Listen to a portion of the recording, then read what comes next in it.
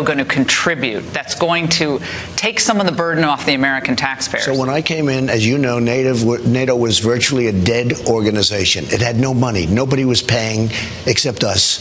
Practically nobody was paying. If you look at a chart of money and funds received, it looked like a roller coaster down.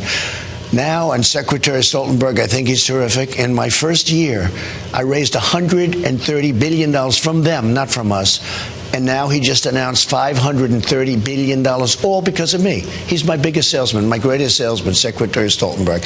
But I said to him, look, you're there for Russia and Europe, okay? By the way, NATO is much more for Europe than it is for us, and yet we pay. What are we protecting them from now? All the money we're spending in NATO. Who are we protecting them from? Well, they build an office building for $3 billion. They do lots of things that they shouldn't be doing before I got here. But I raised a lot of money. We can use NATO in other locations. We can use NATO, as an example, in the Middle East. And that's what we should do. And I think, frankly, it's more palatable to countries in the Middle East if an international force comes in rather than just the United States. And from our standpoint, let somebody else pay for it. Why are we always paying? We pay for everything. One thing, I moved our troops out of on the border between Turkey and Syria. That turned out to be such a successful move, Laura. Look what happened. Now they protect their own. They've been fighting over that border for 1,000 years. Why should we do it? And then they say he left troops in Syria. You know what I did? I left troops to take the oil. I took the oil. The only troops I have are taking the oil. They're protecting the oil. I took over. We're taking the oil. We're not taking the oil. Well, maybe we will. Maybe we won't. They're protecting the facility. I don't know. Maybe we should take it. But we have the oil. Right now, the United States has the oil. So they say he left troops in Syria. No.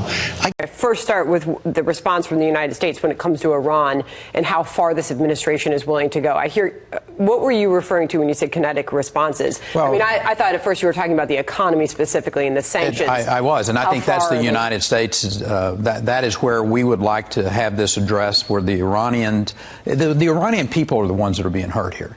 This is not these leaders over there. They're not suffering the way the Iranian people are. But these sanctions are clearly being put in place to send a message to the leadership of Iran. We will continue to squeeze you. You know the case that Iran makes. Iran makes the case, Mr. Secretary, that those sanctions primarily hurt the Iranian people, not the leadership. Indeed, they do, and that is how change occurs. The Iranian people, at some point in time, they'll have enough of this, and they will ask for and require regime change. I don't have a problem with that in the world. I don't think the administration does either. We're following through on it. So if you think of a company like Citgo, which is owned by PDVSA, which is the state-run oil company there in Venezuela, we have a lot of those Citgo assets right here in the U.S. Is that something, for example, sir, that you're looking at? Yeah, well, we're in conversation with major American companies now that are either in Venezuela or, in the case of Citgo, here in the United States. I think we're trying to get to the same end result here. You know, Venezuela is one of the three countries I call the troika of tyranny. It'll make a big difference to the United States economically if we could have American oil companies really invest in and produce the oil capabilities in Venezuela. It'd be good for the people of Venezuela. It'd be good for the people of the United States. We both have a lot at stake here, making this come out the right way. We have heard that 500,000 children have died. I mean, that's more children than died in Hiroshima. And you know, is the price worth it? I think this is a very hard choice, but we think the price is worth it. Again. Because you voted for the Iran war. Yes, of course. Right. I mean, and in the book you make it clear that you I thought think we made a mistake. Will you make it clear you don't think you got enough information? No, the Americans withheld information. I think the Americans knew that he didn't have these weapons.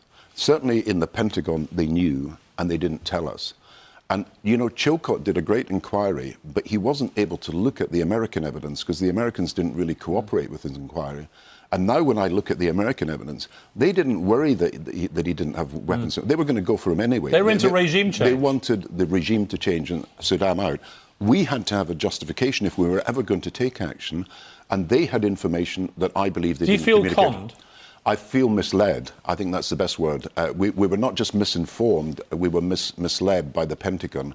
And I feel the basis of our decision. See, I talked to the MI6 at the time, and I'm be honest about it. They said, look, they almost knew the address and the place and the street where these weapons were. And when you get that level of intelligence, which you didn't have at the time, but we were getting that, you have to believe what they say.